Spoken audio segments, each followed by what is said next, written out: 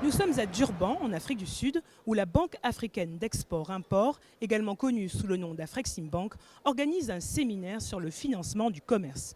L'objectif de ce séminaire est de permettre aux institutions financières africaines et à des professionnels issus notamment d'organes de réglementation d'acquérir les compétences nécessaires pour faire face aux défis que représentent les transactions financières dans un climat d'incertitude économique mondiale.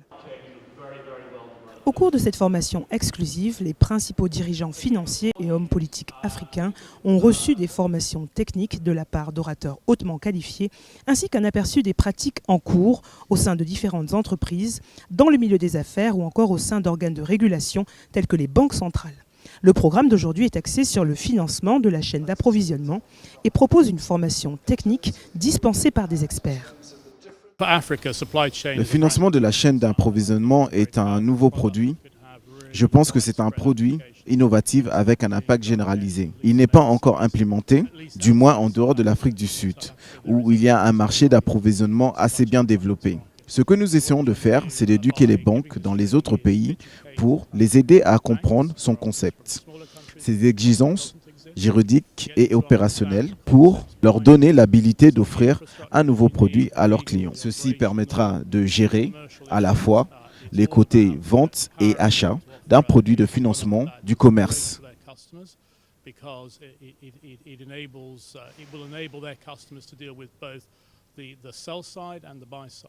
Aujourd'hui était le dernier jour du séminaire qui sera suivi d'un atelier d'affacturage dès demain. Mais qu'ont retenu les participants de ce séminaire ? J'ai appris beaucoup de choses. C'est vrai que nous sommes là pour promouvoir des connaissances. Donc je pense que pour ce qui nous concerne, nous avons eu pas mal de contacts. Nous allons pousser les banques du point de vue connaissance à augmenter leur capacité à lancer le facturage, à leur donner des plateformes pour le faire. Donc je pense qu'il y a beaucoup d'intérêt et plusieurs banques aujourd'hui, il y a plus de 40 banques qui sont présentes. Et je pense que dans les prochains jours, nous avons beaucoup de choses à faire. Alors on a appris beaucoup de choses en dehors du trade, finance.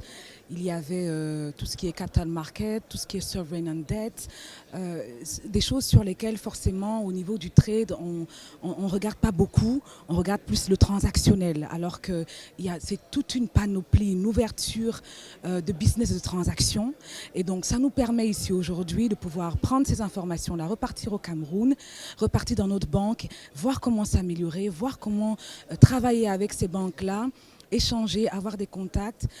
Également aussi tout ce qu'il y a comme nouveauté en termes de fintech et d'application. Ça nous permet de repartir, d'améliorer tout ce que nous faisons et également apporter aussi à nos collègues qui n'ont pas pu assister ici ce que nous avons appris. La banque ne peut pas se transformer sans la formation de ses cadres, la formation de ses employés.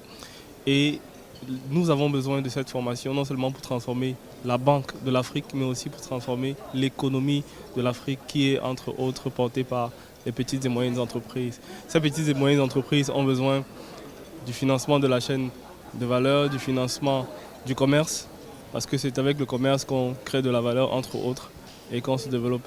Il faut développer le commerce intra-africain, le commerce qui se fait entre les pays de l'Afrique.